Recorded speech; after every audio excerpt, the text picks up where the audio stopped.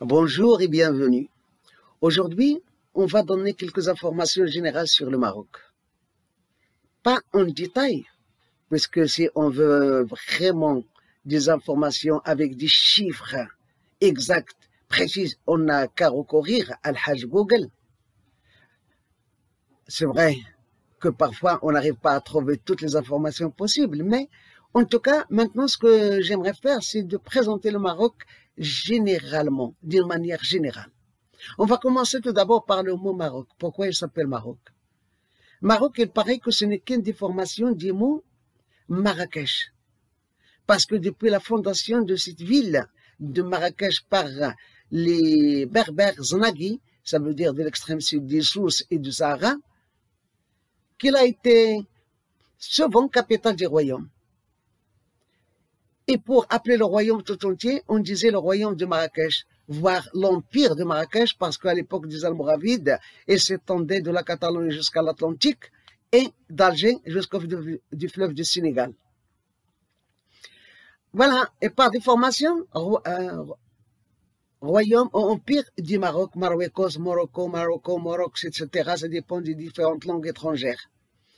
Mais en arabe classique, une des deux langues de communication officialisées qui sont constitutionnalisées, à savoir l'arabe classique et le tamazight, le Maroc s'appelle Al-Maghrib, en arabe classique, qui veut dire le couchant, avec A-N-T à la fin, là où se couche le soleil, l'ouest. Et comme l'indique clairement son nom en arabe, le Maroc occupe la portion la plus occidentale du nord d'Afrique. Délimitée par deux mers, il y a la Méditerranée au nord, 500 km de long, et l'Atlantique à l'ouest, 3000 km de long.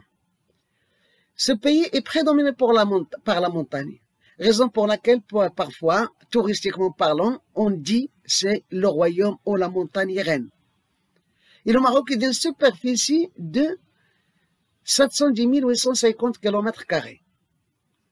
La carte géographique actuelle, le territoire actuel du Maroc est de cette superficie-là. On a dit qu'il est prédominé par la montagne et divisé en deux par la plus grande montagne, le Haut Atlas, qui fait au Maroc 700 km de long et 100 à 160 km de large, avec 10 sommets qui sont égaux ou supérieurs à 4000 mètres d'altitude, et qui divise, on a dit, le Maroc en deux. Le sud aride, le nord fertile et riche en eau. Au nord du Haut Atlas, on trouve le Moyen Atlas avec des caractéristiques alpines. Au sud du Haut Atlas, on trouve l'Anti-Atlas avec sa prolongation orientale de Saharan, qui fait 400 km de long. L'Anti, avec la signification de antique.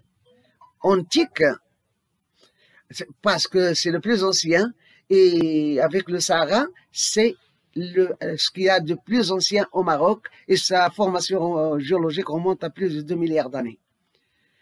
À l'extrême du Maroc, on trouve la montagne du Rif, qui longe la Méditerranée. Et entre ces différentes chaînes de montagnes, on a des plaines fertiles, arrosées par des rivières qui descendent des mêmes chaînes de montagnes. Et heureusement pour le Maroc, la plupart de ces rivières-là naissent au Maroc et meurent au Maroc. Et ce qui a été là derrière cette stratégie de construction de barrages et une vision du roi Feu Hassan II, on a dû inaugurer chaque année au moins un grand barrage. C'est ce qui a donné aujourd'hui au Maroc plus de 140 barrages qui permettent l'irrigation de plus de 3 millions d'hectares.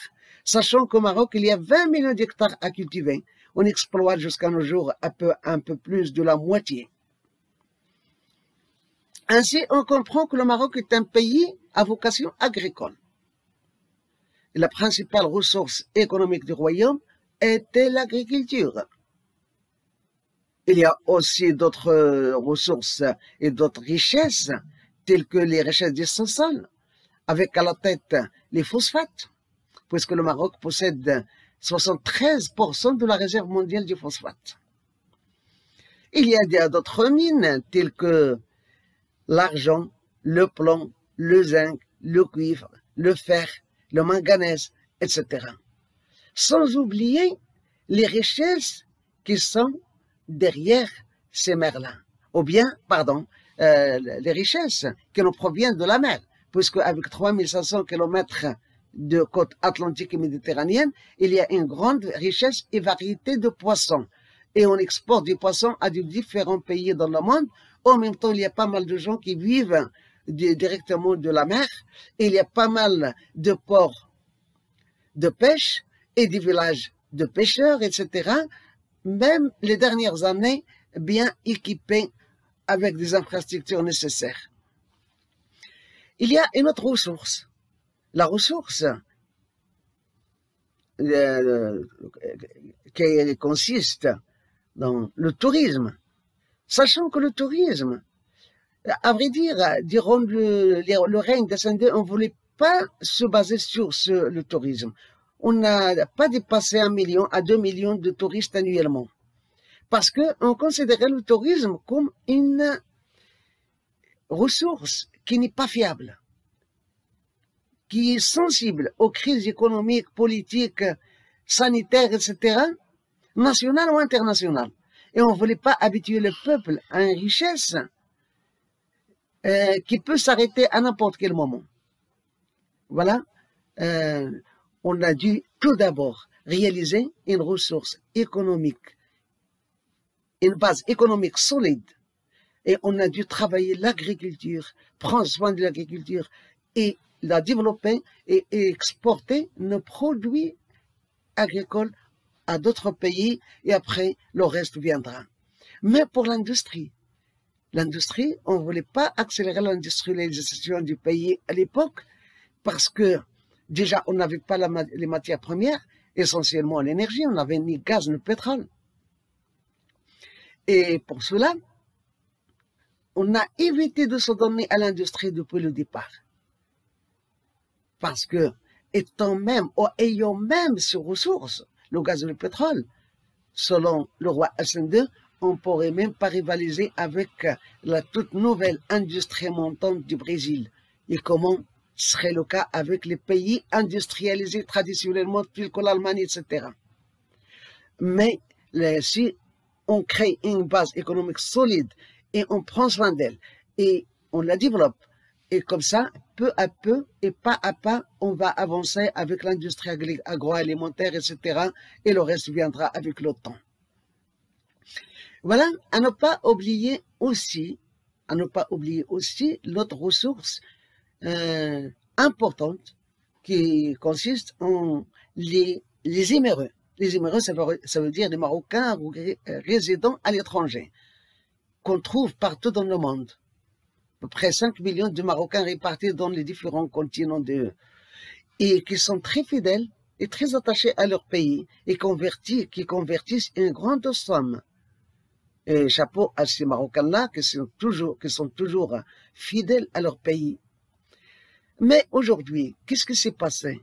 Ce qu'a prévu le roi Hassan II, on le vit aujourd'hui. Puisque maintenant, l'agriculture, qui est indispensable, et d'ailleurs pour gagner son peuple, il faut le nourrir. Et on connaît aujourd'hui les crises qu'on connaît le monde, en ce qui concerne les produits alimentaires essentiels, etc. Et